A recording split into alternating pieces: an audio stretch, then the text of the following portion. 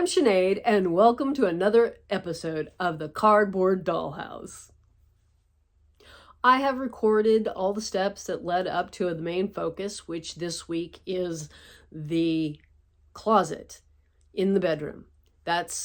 Was the main thing I wanted to get done this week, and I started early to make sure I'd have the time to get it completely finished, and it still took longer than I wanted it to.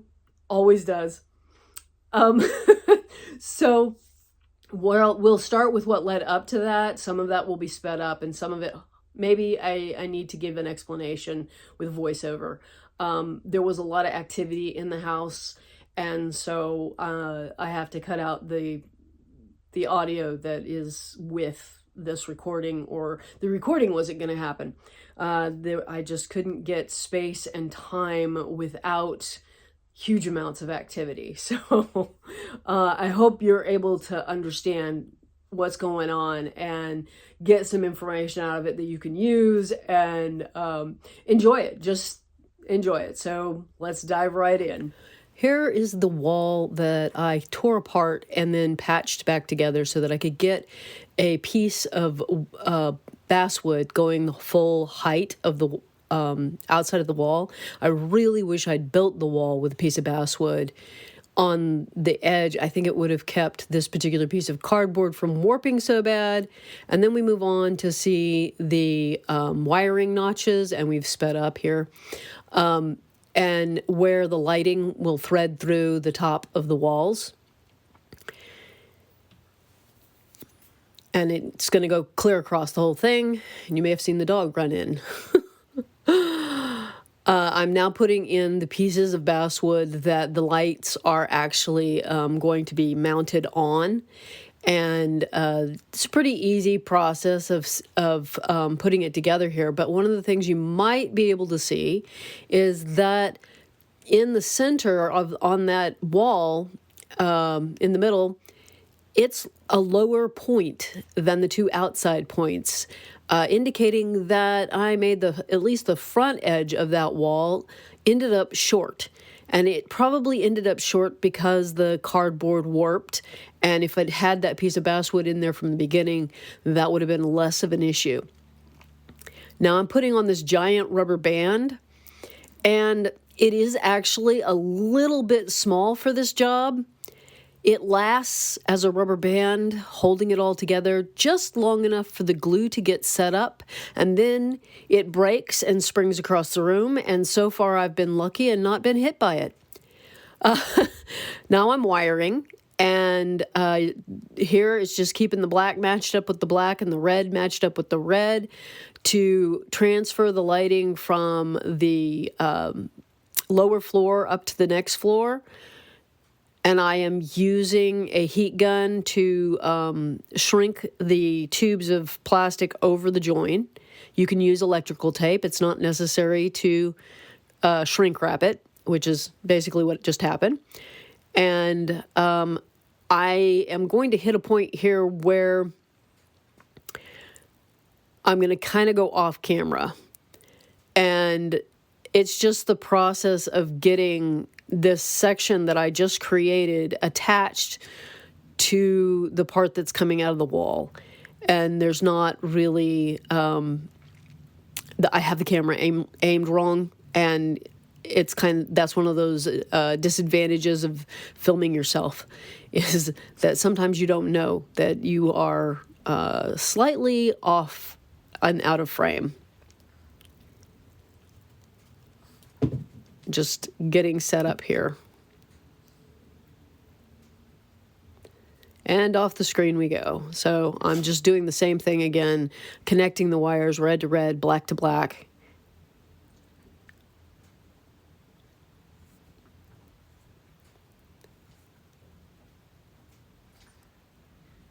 And getting it safely covered.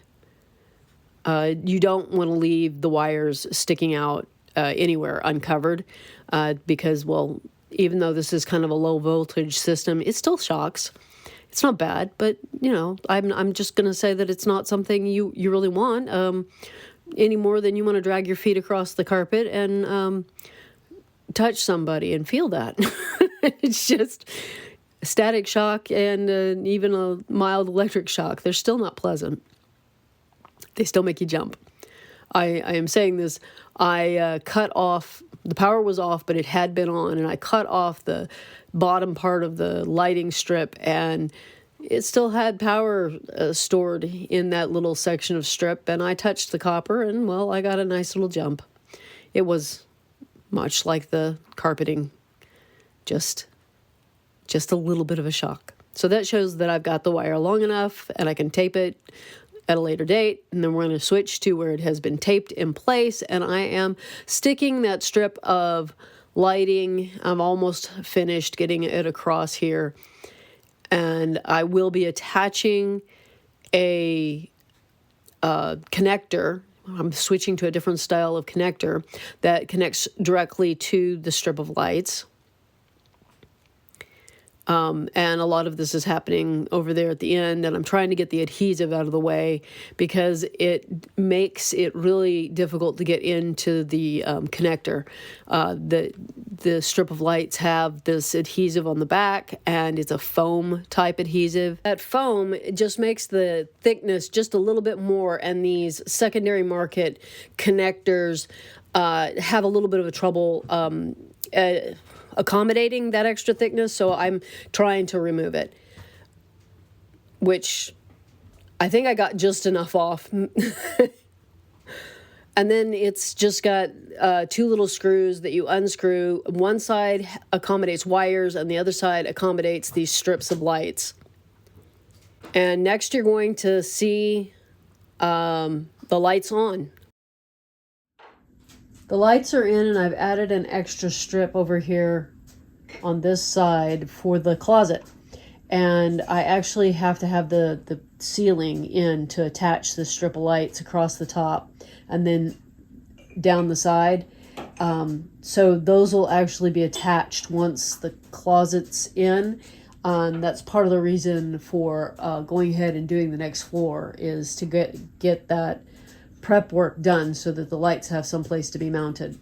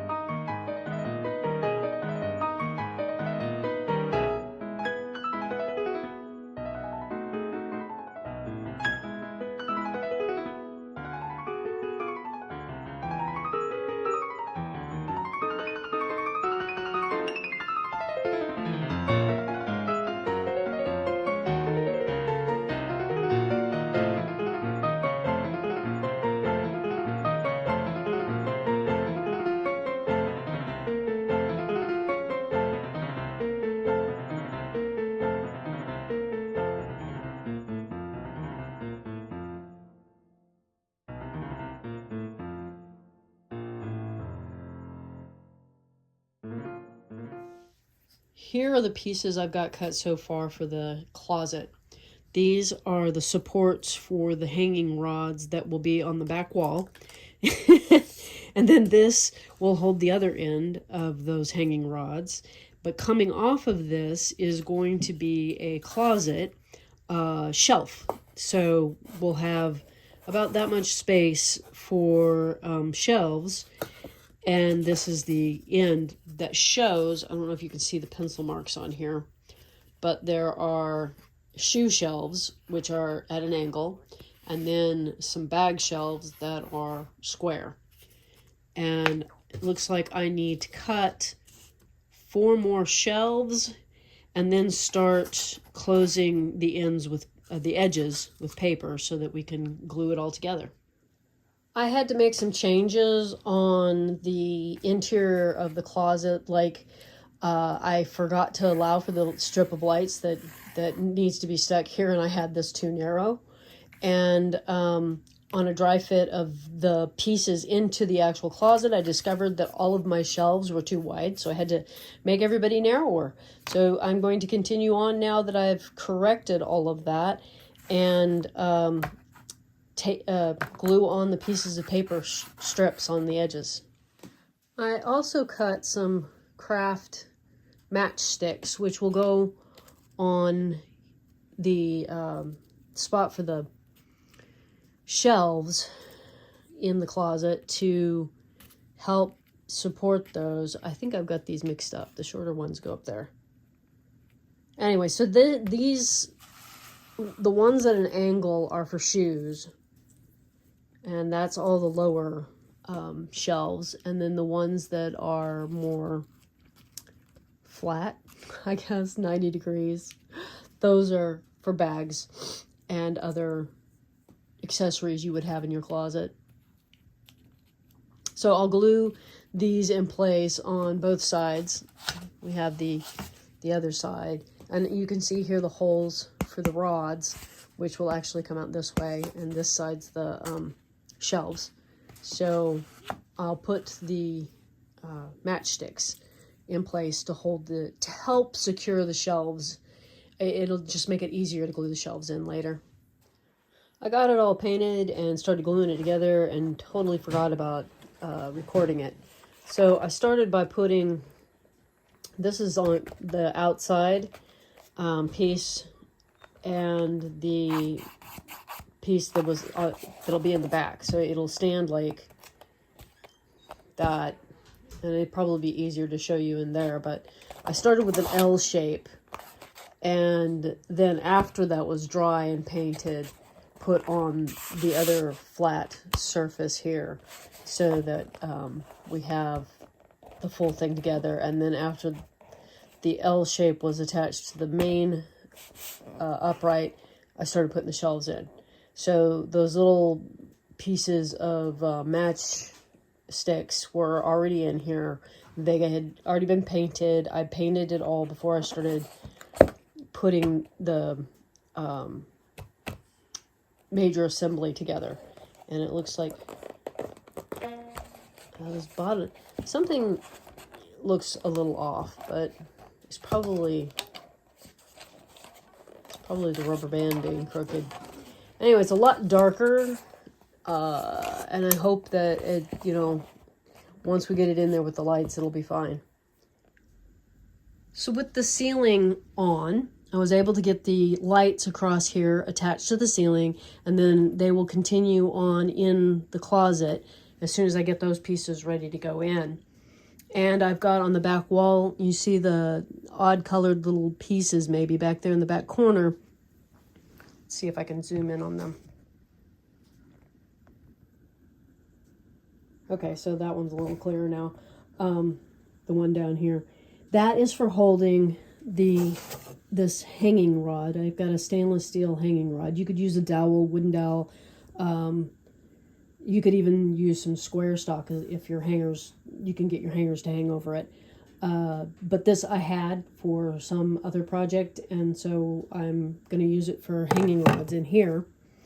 And that little thing on the wall has been glued in place, and it'll hold the one end, and then it'll go into a piece of cardboard on the other end, which you'll see in a little bit.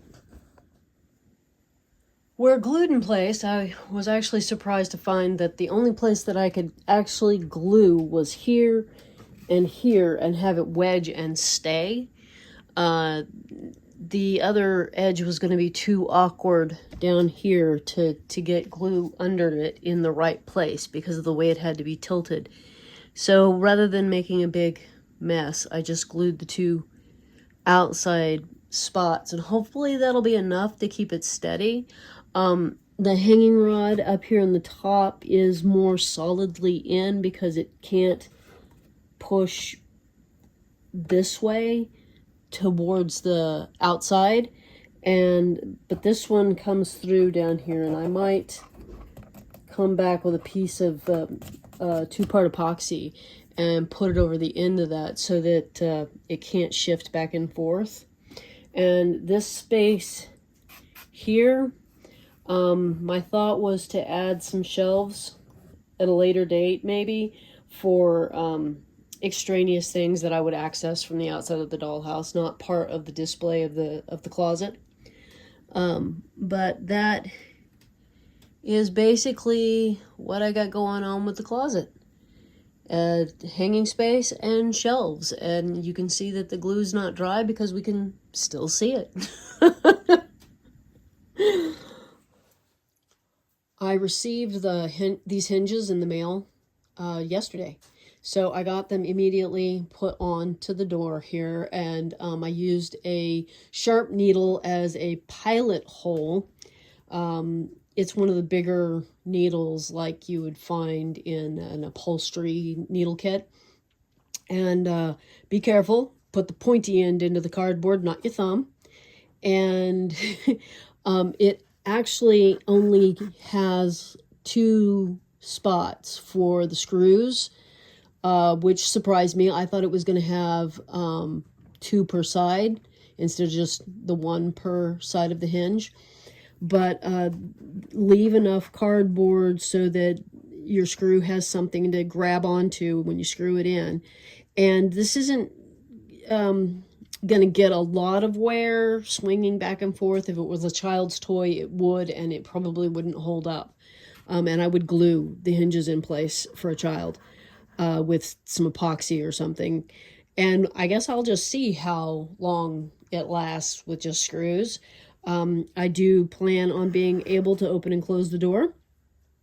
And I found some more bottles and bathroom accessories to put on the shelves when I was digging around trying to find a lost piece for something else.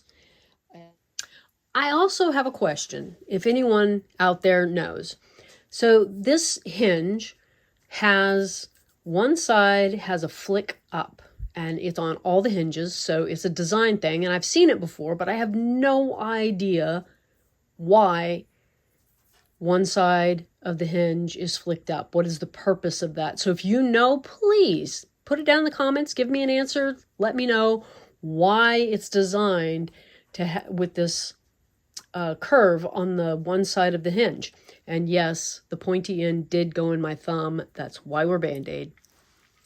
This might be one of my favorite parts about the dollhouse, is that the top can be used to put a backdrop behind, or any one of those box rooms, and just set it up there, and it becomes another area. Like right now we've got a fall scene, and when you zoom in for a photo, like so, all you see is what you want to see, and it's a great backdrop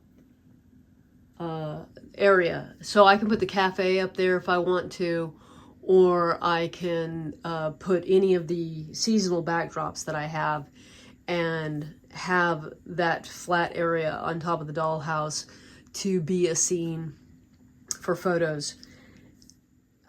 I hope you have enjoyed this week's dollhouse build. Next week I will be sharing another piece of furniture that I have acquired, and we will be building the bed for the bedroom.